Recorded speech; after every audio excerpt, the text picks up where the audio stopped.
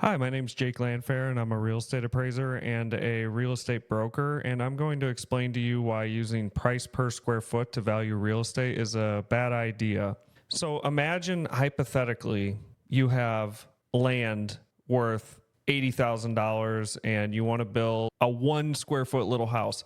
It would cost you $100,000 when you add the driveway, the utilities, the garage, the architecture fees, just to build that 1 little square foot, $100,000. Now, if you start adding square foot to this home as you go, it just gets cheaper and cheaper and cheaper. By the time you finish with your last square foot, it might only had cost $10 per square foot because you're just adding the basics of square foot, which would be some drywall, some studs, insulation. So I'm going to give you some examples in the market, and these are called paired sales. And this is how appraisers figure out what the contribution of that excess land is worth. So this is a historic mansion homes. If you look at some of these homes here, these are the ones I'm going to be pairing. These two homes, one of them, this one, is 12,000 square feet. The one I just showed you was 6,000, and they have various sales prices.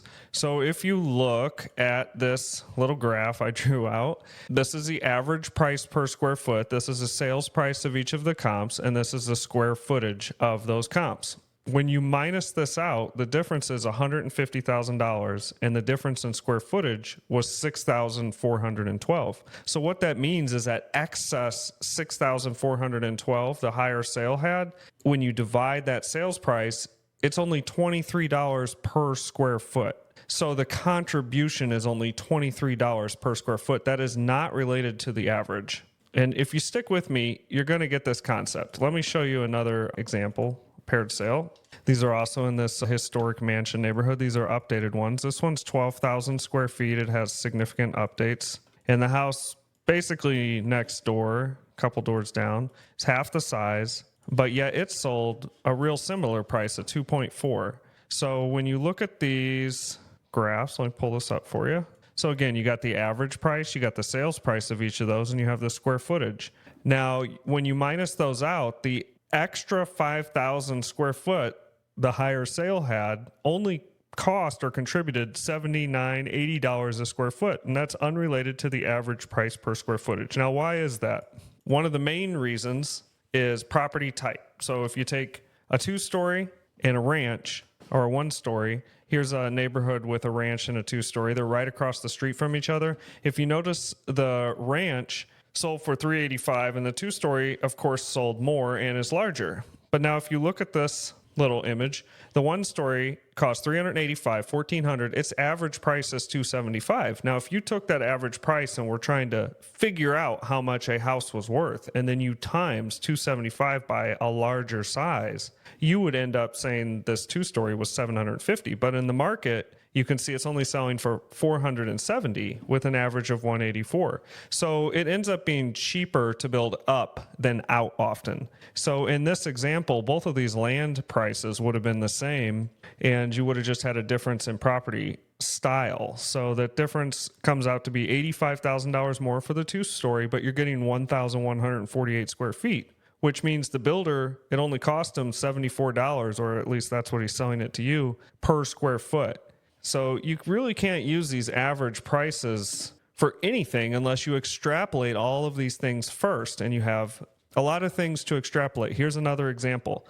We have a bunch of 3-acre lots, and the closer to the metro, they end up being 1.6 million. And the further we get away, about 40, 50 miles outside of a metro, they're only $30 for that same 3-acre lot. So hypothetically, imagine if you were going to build a $500,000 home, it would cost you $530,000 to build it an hour drive outside the metro. While if you wanted to be in a nice close area to the major metro, you're going to pay $2 million, over $2 million for that same exact house. Now, if you look at this map here, you start out, you got a 1.6 for 3 acres, and just right next to it drops to $1 million. Then all of a sudden it drops real quick, 325, 225, 120, 55, 30. And a lot of this has to do with distance, but also there's better school districts, and you're closer to the shopping and amenities here than you are here or here.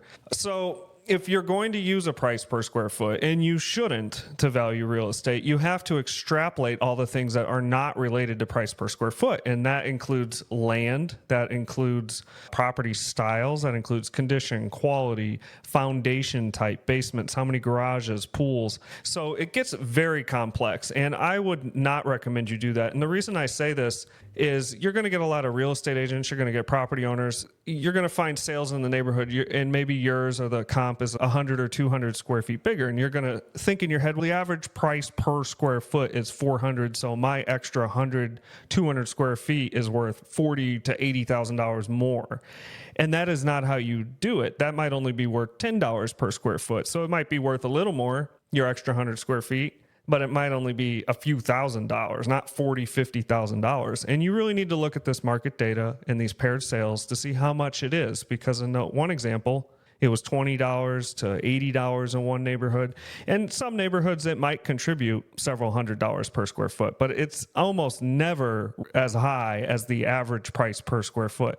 Thank you very much. I hope that helps out in your pricing.